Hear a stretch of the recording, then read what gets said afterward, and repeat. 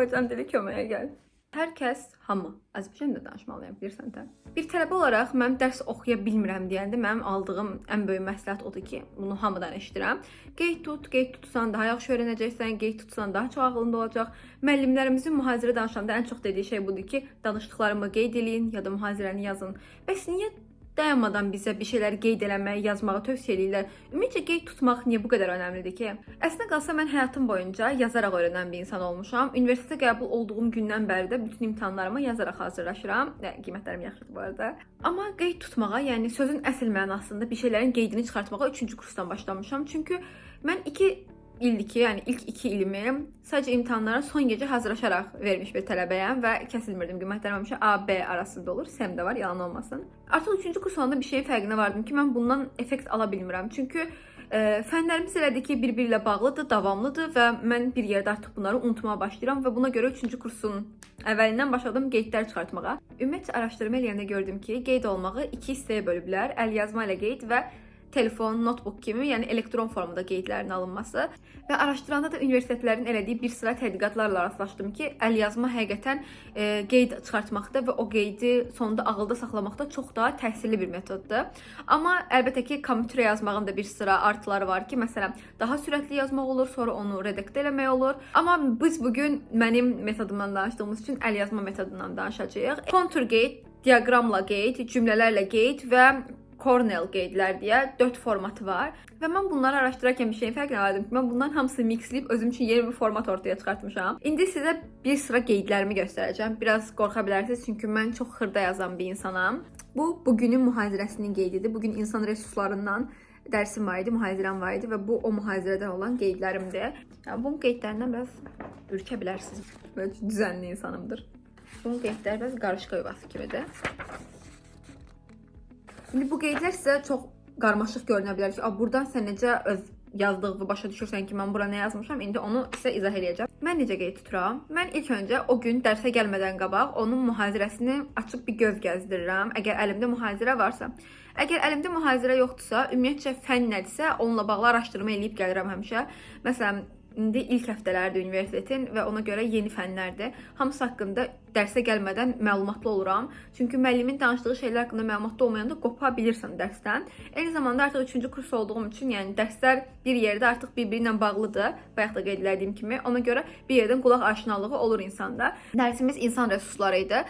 Müəllimin danışdıqlarına qulaq asıram və orada açar sözlər tuturam. Onları götürüb alt-alta sıralayıram və ən çox elədiyim şeylərdən biri, burada da gördüyünüz kimi ayırmaqdır. Məsələn, bunlar növləridirsə, bu növlərin alt başlıqlarıdır. Yəni bu növü izah eləyir. Baxın, belə oxları çıxartmaq və önəmli hissələri belə şəkillərlə, simvollarla qeyd eləməkdir. Müəllim bu mühazirəni mənə bir dəfə danışdı və artıq mən bu mühazirəni bilirəm.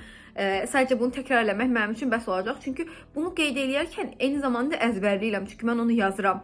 Mənə görə qeyd çıxartmağın ən önəmli yanı onsuz da budur. Qeyd çıxardanda bir şeyi əzbərləmiş olursan artıq və evə gəlib onu bir dəfə üzdən oxuyanda artıq öyrənmiş olursan. Məsələn, mənə ən çox verilən sual budur ki, sən bu qədər könüllü təşkilatlarında olub, eyni zamanda işləyib, eyni zamanda kursa gedib, eyni zamanda universitet ortalamanı necə bu qədər yaxşı saxlaya bilirsən? Eyni zamanda universitetin içində də çox aktiv olan bir tələbəyəm çünki.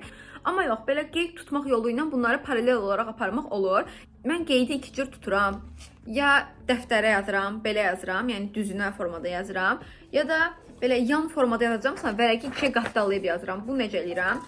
Baxın, bu gördüyünüz dərsin mühazirəsidir.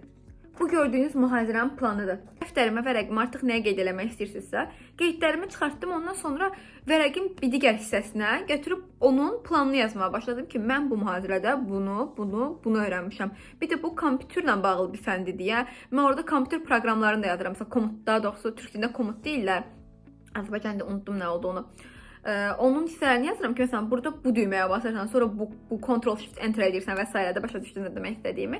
Və beləliklə, mən artıq sadəcə bu vərəqə baxaraq, mən həm mühazirədə nədən bəhs edildiyini bilirəm, həm kompüter hissəsini bilirəm, həm də mühazirənin özünü oxuyaraq təkrarlamış oluram. Artıq bir vərəqdir, mənim birinci mühazirəm hazırdır və mən artıq dərsə hazıram və bunu eləmək mənim maksimum 1 saatımı alır, yəni çox belə vaxt da itirmirəm və bunu dərsdə eləyəndə heç vaxt itirməmiş oluram. Amma sadəcə mühazirəndə bu qeydi tutaraq evə gəlib sadəcə yarım saatlıq bir təkrarla ki, gec öyrənirsinizsə, mən 5 dəqiqəmi alır, mən biraz tez yadda saxlayan bir insanam hər şeyi. Beləliklə artıq mənim mühazirəm bitdi. Bir də dərsdən 5 dəqiqə qabaq zəngdə oturub bir də üzdən oxuyuram və artıq o mühazirə mənim yadımdadır. İmtahan sessiyasında da bir dəfə təkrarlamağım bəs eləyir. Artıq indi TikTokda məni takip edənlər bilər ki, mən seri eləyirəm hər imtahan gecəsi bu gecə sabahlayırıq deyə. Artıq yəni yenə gecə sabahlayacağıq, amma bu səfər durmadan qeyd çıxardaraq özümü öldürərək yox, sadəcə bildiklərimi təkrarlayaraq bir sabahlama eləyəcəm. Məncə qeyd tutmağı sadəcə tələbələr üçün adlandırmaq çox səhv bir şeydir. Çünki iş həyatında da qeyd tutmaq çox önəmlidir. Eləyəcəyiniz işləri unutmamaq üçün. Məsələn, mən universitetdə 3 dənə dəftərlə gəzirəm. Yəni biraz şovdur mənimkisi də, amma birinci dəftərim bu qara qapaqlı dəftərim. Mən bunu bir layihədə götürmüşdüm. Səhv xatırlamıramsa, layihənin adını bir dəqiqə xatırlayım.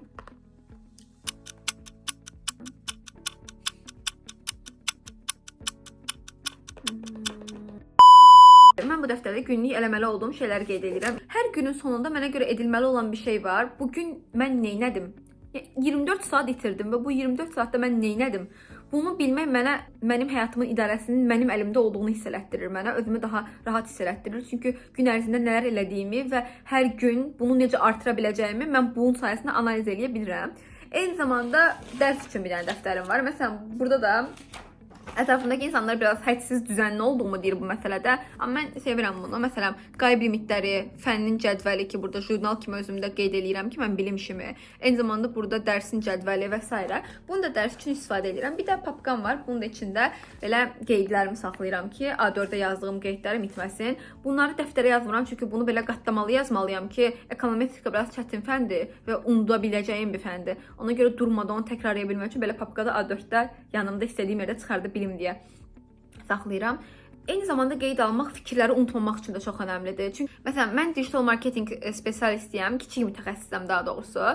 Yəni artıq şeydən keçib də mənim ki, 1 il yarımdır olar, 1 il olar. 1 il tam olar ki, mən marketing sahəsindəyəm.